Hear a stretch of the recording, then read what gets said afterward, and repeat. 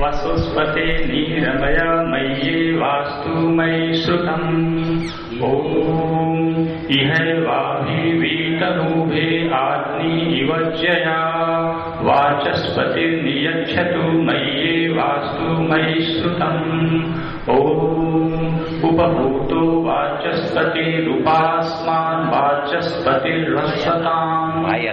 वाचस्पतिर्वयताम् संश्रुतेन गमेमहि मा श्रुतेन विराधिर् ॐ शांति शांति शांति। अब ठीक हो गया।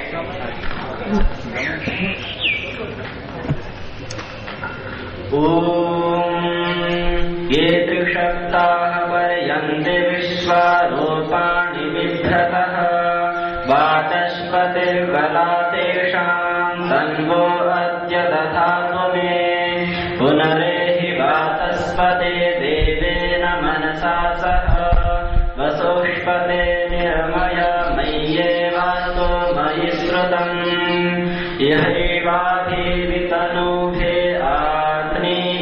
जया वाचस्पते नियच्छतु मय्येवास्तु मयि श्रुतम् उपभूतो वाचस्पतिरुपास्मान् वाचस्पतिर्वयताम् संसुतेन गमेमहि मा सुतेन विराधिषे। ये वाचस्पति कब ठीक होगा? वाचस्पति कहाँ के रहने वाले? हाँ बिहार का। ठीक है, फिर कोई गलती नहीं। क्या गलती? नहीं, इसमें कोई गलती नहीं, यही तो मैं कह रहा हूँ। जिस दिन ये पता लग जाएगी गलती है उस दिन तो सुधर जाएगी। इसका प्रकार ये है, उसको जो खुद बोला है उसको अपने कान से सुनो। कैसे सुनोगे? इनके किसी के फोन में होगा। तो वाचस्पति ये दन के है। तुम कभी कभी क्या करते हो? तालब एक मूर्धन्य जो हाथ लग गया। अक्षर तालब ये वो स्थानीय दोष है, इसमें तुम्हारा दोष नहीं है, ये वहां का दोष है। कोई बात नहीं, बहुत सुंदर। चलिए, ये तो बहुत अच्छी बात है। हमने इस अथर्ववेद के सूक्त का स्मरण कर लिया। आदरणीय स्वामी जी महाराज वानप्रस्थी जी, आदर सन्मकान के योग्य माताओं, बहनों, बंधुओं, श्री ब्रह्मचारी। तो हमने अर्थ देखा था। पहला मंत्र था ये त्रिशक्ताः पर्यन्ति विश्वा रूपाणि बिभ्रत वाचस्पतिर्बला तेषां तन्वो अद्य दधातु मे। इसमें जैसे आपको बताया था कि वेद के जो मंत्र हैं उनको समझने के लिए भाई वक्ता कौन है और क्या कह रहा है। तो इसमें वक्ता कौन है?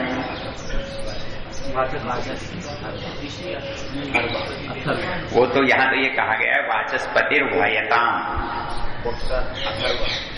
हाँ, तो जो ऋषि है वो वक्ता है और जो वो कह रहा है वो देवता है।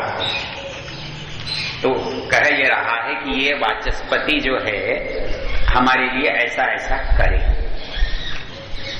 तो जब ये बात आपको समझ में आ जाएगी तो मंत्र का अर्थ बहुत आसान हो जाएगा।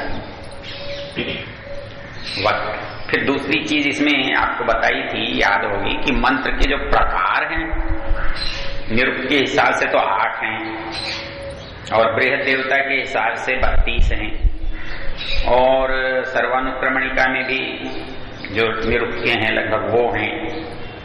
तो जो भी मंत्र हमारे सामने है तो उसमें है क्या? प्रार्थना है, स्तुति है, निंदा है, आचिख्यासा है, क्या कहना किस तरह से चाह रहा है, तो उसी तरह से उसका अर्थ पता लग जाएगा। तो यहाँ पर वक्ता ये कह रहा है ये त्रिशक्ताः पर्यन्ति विश्वा रूपाणि बिभ्रता। मूल चीज क्या है कि वेद जो है वो संकेत में कहता है।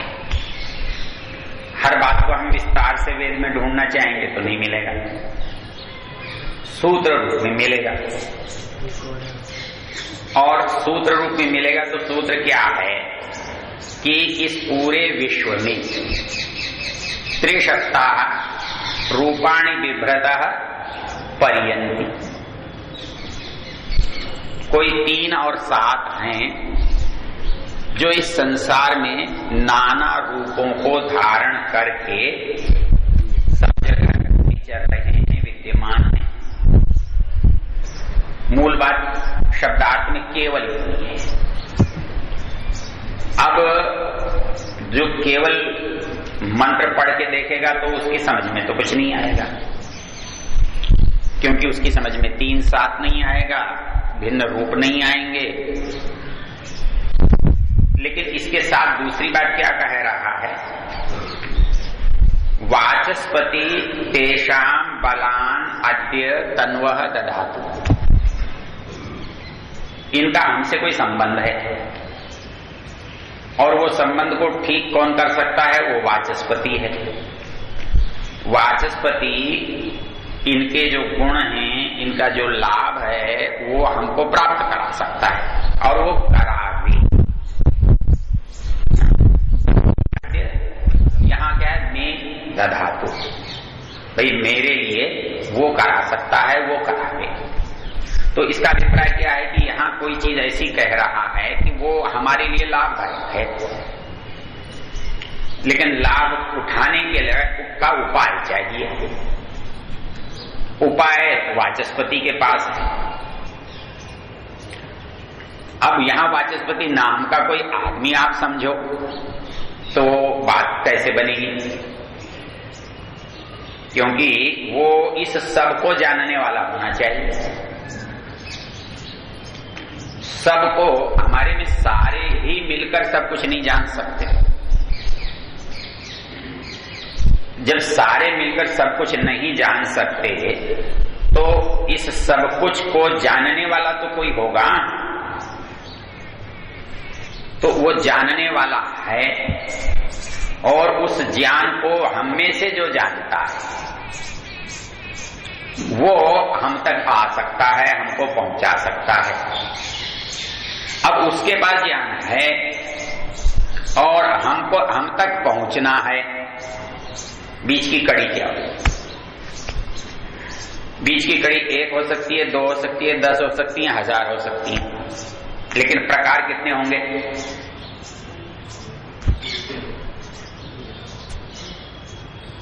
2 क्यों? एक तो जो सीधा ले रहा है और एक जो उनसे ले रहा। उनसे लेने वालों के तो बहुत लंबी प्रक्रिया है, हम तक पहुंचा है, तो बीच में जितने भी हुए हैं वो सब सुनकर सुनाने वाले हैं। जो वहां इसकी जरूरत नहीं पड़ी थी,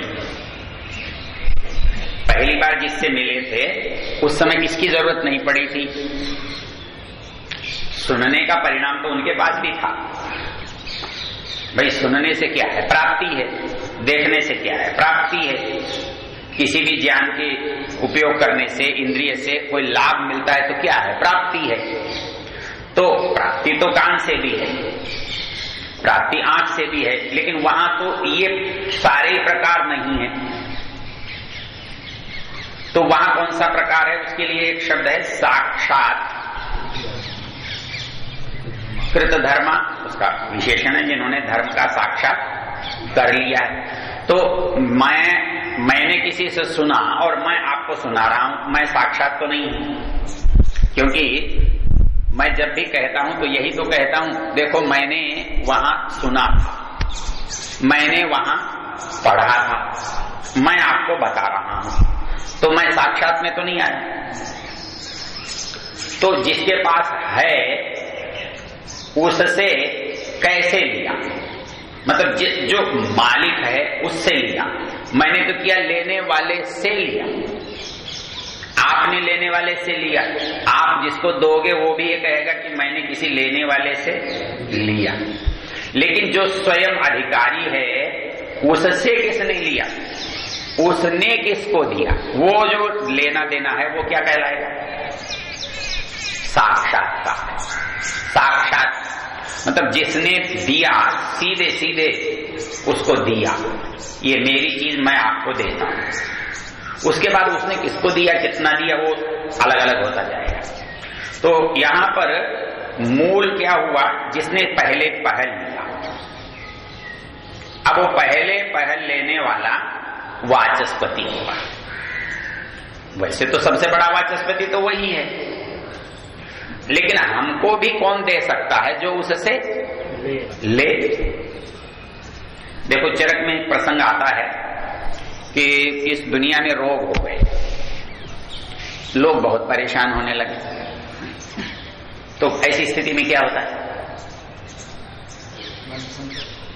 अरे बैठकर विचार किया जाता है, सोचा।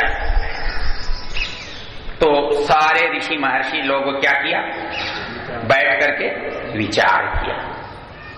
प्रादुर्भूता यदा रोगा, तो प्रादुर्भूता यदा रोगा विघ्नभूता शरीरिणा जपोपवास अध्ययन ब्रह्मचर्य व्रतायुषा तदा भूतेष्वनुक्रोशम प्रतिगम्य महर्षयः समेता पुण्य कर्माणः पार्श्वे हिमवत शुभे। हिमालय की तलहटी में एक बैठक। क्यों बैठक हुई कि ऋषियों ने देखा ये समाज पीड़ित हो रहा है और ये विघ्न है। रोग जो क्या है, विघ्न है। किस काम में विघ्न है, विघ्न भूता यदा रोगा प्रादुर्भूता मनीषिणा जप उपवास अध्ययन ब्रह्मचर्य व्रतायुषा। इतने काम में लगे हुए लोगों के जीवन में रोग बाधा बनकर उपस्थित हो गए। तो क्या हुआ, अनुक्रोशम। आज का वैद्य नहीं, आज रोग बढ़ता है तो वैद्य क्या कहता है, अच्छा सीजन अच्छा चल रहा है। और ये बात क्योंकि व्यावहारिक है, सामान्य मनोविज्ञान की है, तो ऐसा नहीं है कि आज ही के जमाने में है, ये पहले से भी है। संस्कृत में एक उक्ति याद करो, वो कहता है वैद्यानां शारदी माता पिता तु कुसुमाकर। वैद्यानां शारदी माता पिता तु कुसुमाकर। मतलब जब शरद ऋतु होती है तो बस यूं समझो कि वैद्यों की मां ने उनको संभाल रखा है, क्योंकि ऋतु संधीषु अपने तरफ से ऋतु संधीषु रोगा जायन्ते। मूल जब उद्धृत करोगे तो वही पंक्ति बोलनी पड़ेगी ना, तब तो अनुवाद बोलने से थोड़ी काम चलता है, मूल को उपस्थित करना पड़ेगा। वो ये कहता है कि इसी तरह से जो वसंत ऋतु है क्या, वो पिता है, मतलब उस समय भी ऋतु परिवर्तन होता है। तो ये भाव मनुष्य के स्वार्थ के साथ जुड़ा हुआ है तो सदा ही रहता है, लेकिन ऋषियों के साथ ऐसा नहीं। ते भूतेषु अनुक्रोशम, उनके अंदर तो करुणा का, दया का भाव था। ते भूतेषु अनुक्रोशम प्रतिगम्य महर्षय समेता पुण्य कर्माण पार्श्वे हिमवत। अब उनके मन में आया कि अब क्या करें। बोले इसको जानने के लिए तो फिर इंद्र के पास जाना पड़ेगा, इसकी चिकित्सा का सारा तंत्र तो उसके पास है। कौन जाएगा, कौन गया, भरद्वाजो ब्रवीत तस्मात् ऋषिभिः सह नियोजित। सबसे पहले जिसका हाथ खड़ा हुआ वो गया। वो कहने का मैं जाता हूं, सबसे पहले वो। तो वो लौटकर आकर उसने ये सब चिकित्सा बताई। तो कौन था, वाचस्पति वो। तो उसमें क्या है कि सारे चीजों को हमने साक्षात किया। इसलिए जो सीधा ईश्वर से लेने वाला व्यक्ति वो है साक्षात करने वाला। इसके लिए अपने यहां संस्कृत में दो शब्द हैं, हालांकि उनका अर्थ बड़ा गलत किया जाता है। जैसे श्रुति शब्द का अर्थ क्या है, ये तो वैसा रूढ़ी, यौगिक अर्थ क्या है भाई, जिसको सुना जाता है। अच्छा, ये श्रुति फिर किसको कहते हैं, वेद को कहते हो। इसीलिए कहते हैं कि वो सुना जाता है। नहीं भाई, श्रुति का अर्थ आपने किया जो सुना जाता है, और श्रुति का दूसरा अर्थ क्या है? वेद है। तो आपने अर्थ क्या निकाला कि वेद सुना जाता है, मतलब पढ़ा नहीं जाता। अच्छा चलो मान लेते हैं नहीं पढ़ा जाता, सुना जाता है। तो जो सुना जाता है वो श्रुति है। तो मेरा भाषण आप पढ़ रहे हो कि सुन रहे हो, फिर ये श्रुति हो जाएगा। भाई ये तर्क तो नहीं बनाना कि श्रुति इसलिए कहते हैं कि सुनकर याद किया था। अरे दुनिया में ऐसी कौन सी चीज है जो सुनी नहीं जाती? सारी सुनी जाती, फिर उसको ही श्रुति कहा, बाकी को श्रुति नहीं कहा। जो कुछ सुना जाए वो सब श्रुति होना चाहिए। गच्छति इति गौ, तो जो भी चले उसको गाय बोल के देखो, लेकिन ऐसा तो नहीं है। तो श्रुति क्यों? इसका एक बहुत अच्छा उन्होंने किया है, कोई कहीं से उदाहरण दिया है, बहुत सुंदर उदाहरण है। वो कहते हैं श्रुति और स्मृति दो शब्द हैं हमारे यहाँ। किसी का अर्थ निर्णय करना हो तो पड़ोसी से काम चलता है। यदि पड़ोसी मिल जाए तो अर्थ का निश्चय करना बहुत आसान होता है। किसी पड़ोसी को जानने के बाद दूसरे को पकड़ना बहुत आसान होता है। तो वैसे यदि पड़ोसी शब्द मिल जाए तो पड़ोसी शब्द का अर्थ करना बहुत आसान हो जाता है। तो हमारे दो शब्द साथ साथ काम में आते हैं, श्रुति और स्मृति। इसके लिए एक सुंदर सी पंक्ति कालिदास की लिखाई क्या,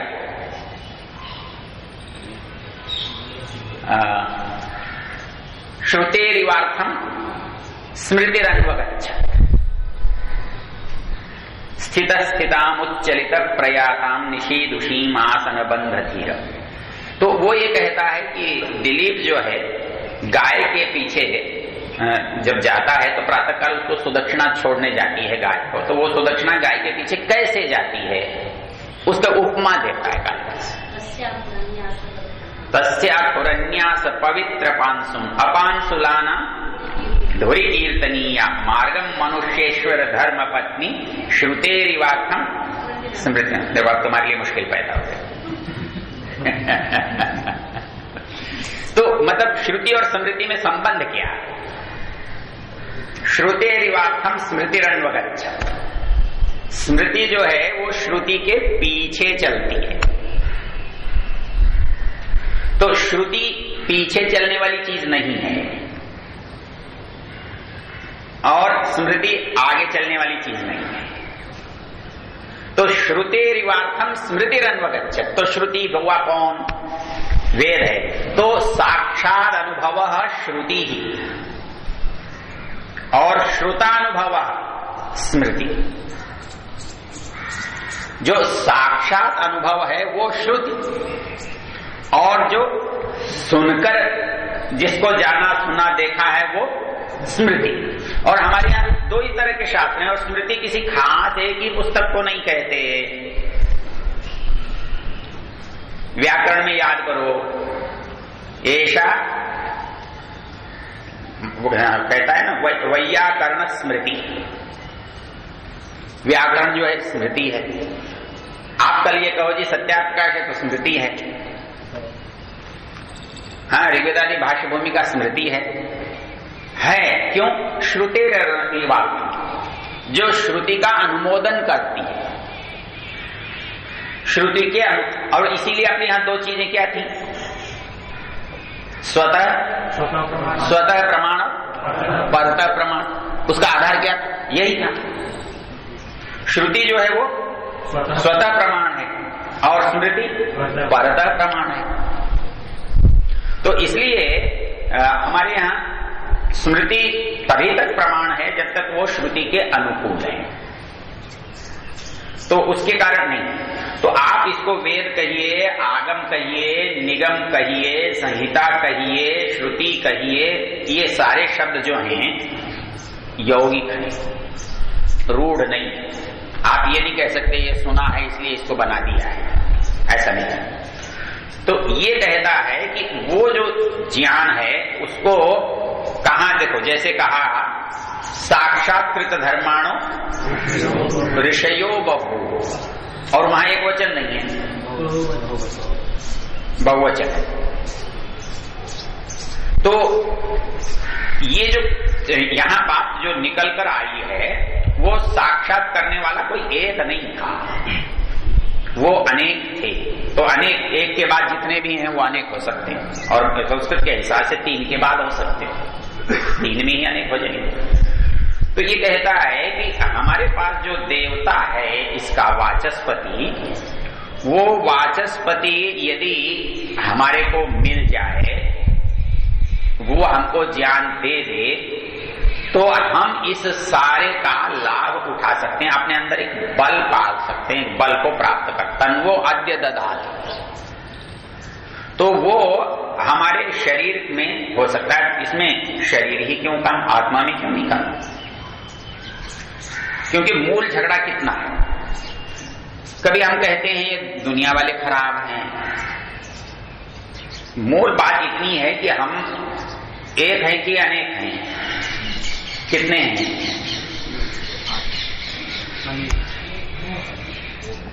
दो हैं, हम 2 हैं। और यदि हम अपने घर में 2 हैं तो हम व्यवस्था कितनों की करेंगे? दोनों की करेंगे ना, एक की तो नहीं करेंगे, दोनों की करेंगे। तो इस शरीर में मेरा आत्मा भी है और आत्मा के साथ मेरा, तो व्यवस्था कितनों की करनी है? 2 की करनी है। तो एक शरीर तो अपने आप में आत्मा की व्यवस्था है, मतलब शरीर आत्मा को मिला ही इसलिए व्यवस्था के लिए। भाई इसी से तो उसके आगे नहीं, ये नहीं हो तो वो कर्म नहीं कर सकता। आत्मा भले कितना ही नित्य हो, शुद्ध हो, पवित्र हो, शाश्वत हो, अनादि हो, लेकिन कुछ नहीं कर सकता जब तक उसके पास शरीर ना हो। तो इसलिए आप ये तो नहीं कह सकते कि शरीर के बिना हमारा काम चल जाएगा, और मनुष्य शरीर के बिना काम चल जाएगा। तो जो साधन इतना अनिवार्य हो, बस यूं समझो कि किसी के पास पैर नहीं, कि हाथ नहीं, कि आंख नहीं, इनके बिना नहीं चलता ना काम, ये अनिवार्य है। तो वैसे ही आत्मा का काम इनके बिना नहीं चलता। और जब आत्मा का काम नहीं चलता तो काम किसको चलाना है? आत्मा को। कह कौन रहा है? तन्वो अद्य, तो मैं कौन है? आत्मा है। वो ये कहता है कि ये जो 7 है ना और ये 3 है, इनका संबंध किससे है? शरीर से है। अर्थात इस शरीर के साथ जो भी घटना और बढ़ना है वो इन्हीं से होगा, इन 3 और 7 से ही होगा। इसके लिए मैंने आपको एक चीज बताई थी कि हमारे शरीर को तो हम वात पित्त कफ से संभालते हैं और मन को सत्व रज तम से। तो अब तीनों आ गए ना, 7 में और 3 में 3 वो आ गए थे, और यहाँ वात पित्त का 5 महाभूतों से बने आ गए, तो तीनों दोनों जगह आ गए। तो वही बात यहाँ कही जा रही है, वही बात यहाँ कही जा रही है। वात पित्तम कपश्चेति शारीरो दोष संग्रह मानस पुनरुद्दिष्टो रजश्च तमयेवच। कहता है कि शरीर को समझने के लिए वात पित्त कफ को समझना होगा, और मन को समझने के लिए सत्वरज तम को समझना होगा। मंत्र क्या कह रहा है कि 7 और 3, तो जो 7 है वो 3 का विस्तार है, मतलब आप 3 दोष कहें, 5 महाभूत कहें, या 7 जो इसके विकार विकृति कहें, बात तो एक ही जगह जाकर लगेगी, एक ही जगह टिकेगी। तो आप 3 कहिए, 7 कहिए, 3 मन से जुड़े हुए हैं और 7 शरीर से जुड़े हुए हैं। तो ये कहता है कि ये जो 3 और 7 हैं, इनके बिना मेरा गुजारा नहीं है, और इनका उपयोग ही मुझे बल प्रदान करेगा, और इसका उपयोग मुझे होगा कब? होगा तब जब मुझे कोई वाचस्पति मिलेगा जो इनको जानने वाला होगा। अब चीज दे दी किसी ने और उसका उपयोग नहीं बताया दुनिया में, ऐसा होगा तो वस्तु का कोई अर्थ ही नहीं होगा। वाचस्पति की आवश्यकता क्या है?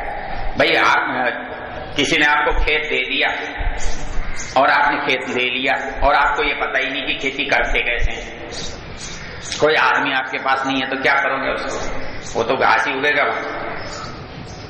तो संसार का एक भी पदार्थ ऐसा नहीं है, एक भी, जिसको आप न जाने और उपयोग में ले लें, ये हो ही नहीं सकता। तो जब छोटी से छोटी चीज का उपयोग करने के लिए ज्ञान की आवश्यकता है, तो फिर बड़ी चीज के लिए ज्ञान की आवश्यकता क्यों नहीं? आपको एक पौधा लगाने के लिए ज्ञान की जरूरत है, एक मकान बनाने के लिए ज्ञान की जरूरत है, आपको भोजन बनाने के लिए ज्ञान की जरूरत है, आपको कपड़ा के लिए ज्ञान की जरूरत है। तो कमाल है कि आपको ईश्वर को पाने के लिए ज्ञान की जरूरत ही नहीं है। जब यार छोटी से छोटी चीज का संबंध ज्ञान से है, तो बड़ी चीज का क्यों नहीं होगा? जो भी चीज ज्ञान से जानी जा सकती है वो वस्तु मात्र, वो ज्ञान के बिना नहीं चलती। तो वाचस्पति केवल एक छोटा न काम नहीं करता है, वाचस्पति जो है वो सारे काम करता है। संसार के जितने काम हैं वो उसके द्वारा होते हैं। तो ये कहता है कि वाचस्पति जो है वो हर युग में, हर समय में है, होता है, और वही जो है वो क्या करता है कि हमको यहां से लाभ हानि का विवरण देता है, उपयोग बताता है। तो यहां सूत्र हमको क्या मिला मंत्र में?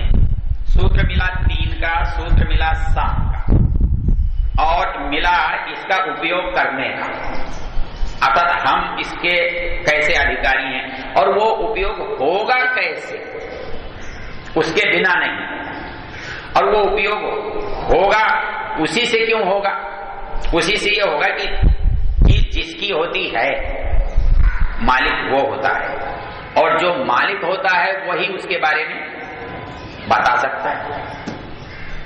यदि संसार का स्वामी मैं, तो जितने अंश का स्वामी मैं, मेरे घर का कि मेरे खेत का कि मेरे सामान का कि मेरी जगह का, जितने अंश में मेरे पास स्वामित्व है उतने अंश में मेरे पास उसकी जानकारी है, उसका अधिकार है।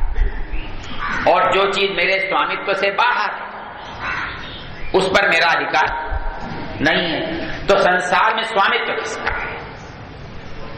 यदि स्वामित्व हमारा है तो हम इस संसार के अधिकारी हैं, लेकिन यदि वो हमारे अधीन नहीं है तो स्वामित्व फिर हमारा नहीं है, स्वामित्व किसी और का है। और जिसका स्वामित्व है वो ही उसके बारे में जानता है। इसके लिए एक सुंदर सा मंत्र है, नासदी सूक्त का शैलंती,